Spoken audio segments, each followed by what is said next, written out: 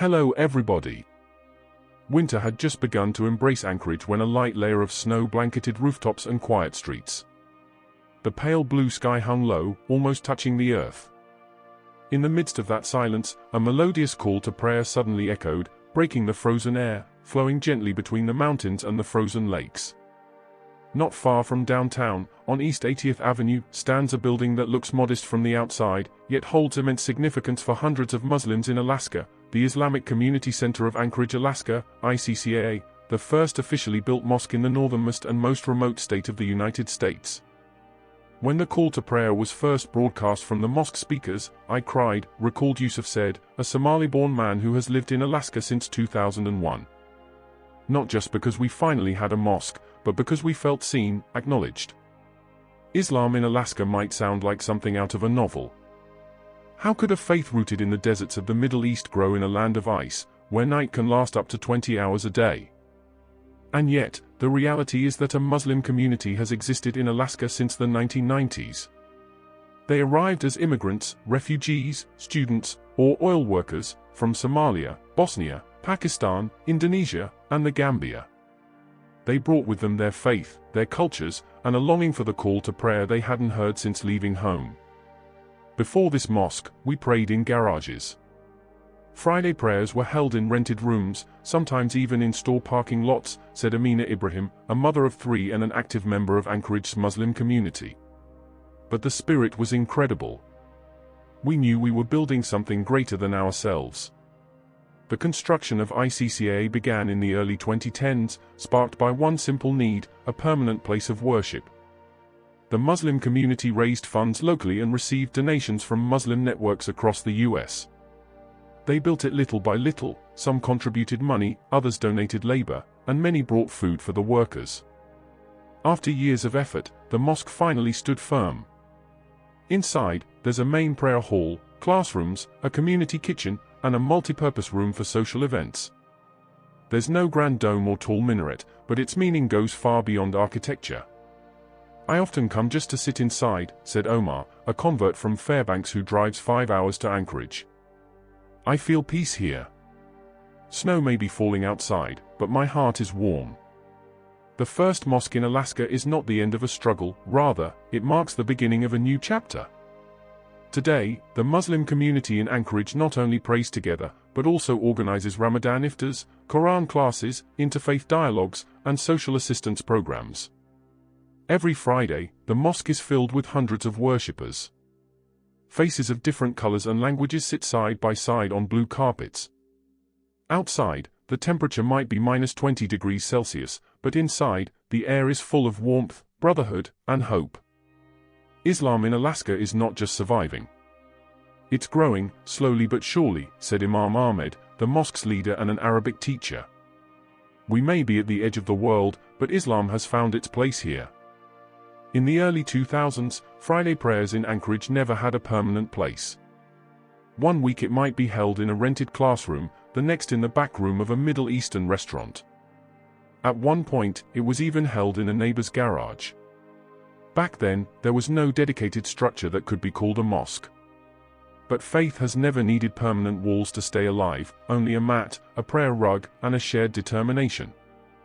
Immigrant Muslims from across continents, Africa, Asia, Eastern Europe, may not have spoken the same language, but all understood when the Imam began with Allahu Akbar. Amina Ibrahim still remembers when the Muslim community held Eid prayers under a borrowed tent in a music store's parking lot. The snow was falling gently, and we prayed on thin carpets borrowed from the Bosnian community.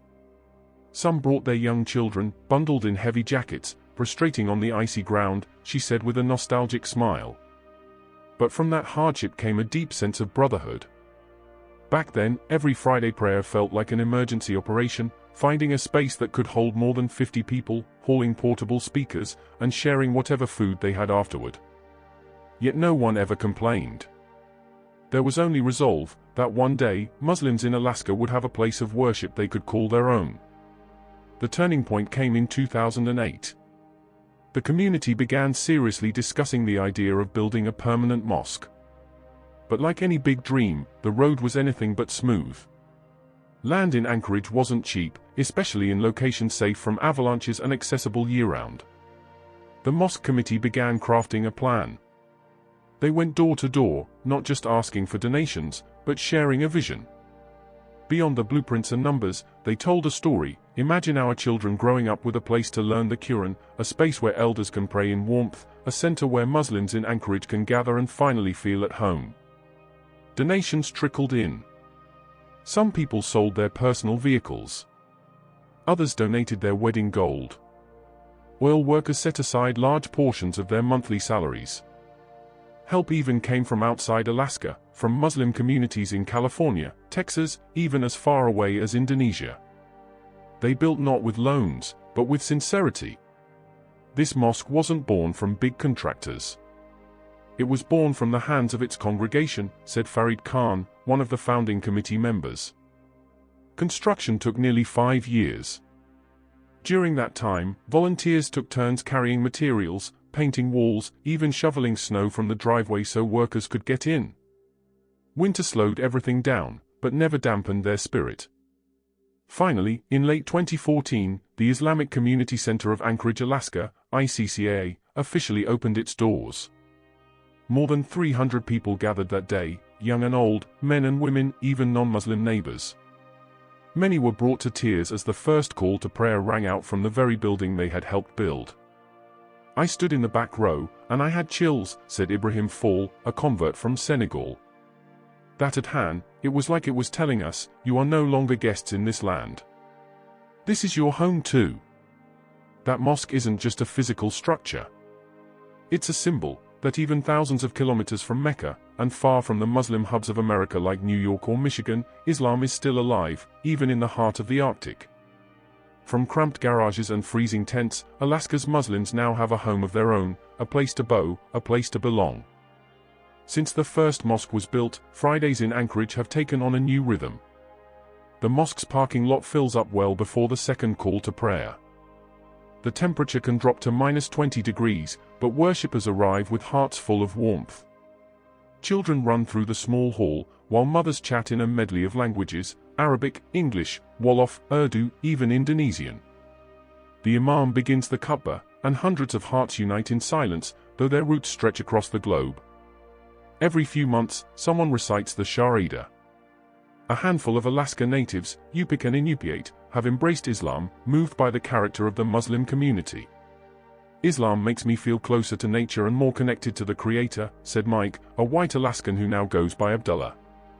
The Muslim population isn't in the tens of thousands, let alone millions. But what matters is this: they are growing. Not with noise, but with meaning. As the Muslim population grew, so did their needs. In the heart of the city opened the first halal grocery store, Alaska International Grocery. Run by Lamin Jobate from the Gambia shop sells halal meat, African spices, and South Asian ingredients. Many customers aren't even Muslim, said Lamin. They just say our food is cleaner. Halal, it turns out, has a universal appeal. Meanwhile, the mosque began offering Arabic classes for children, women's study groups, and interfaith dialogues. A local pastor once sat beside the mosque's imam at an Understanding Islam forum, not debating, just listening. In Alaska, Dora doesn't come from loudspeakers. It comes from example. Today, Alaska's Muslims are no longer strangers in their neighborhoods. They are teachers, nurses, technicians, drivers, active citizens of the city. When snowstorms hit Anchorage, young men from the mosque shovel sidewalks for neighbors, Muslim or not. We used to feel like a hidden minority. Now, we're part of this city, said Amina with a smile. The ICCAA mosque is now planning an expansion. There's hope for a small Islamic school, a dream that once felt distant, now becoming a tangible future. Alaska may seem far from the Muslim world. But it is precisely here that Islam's resilience is tested and strengthened.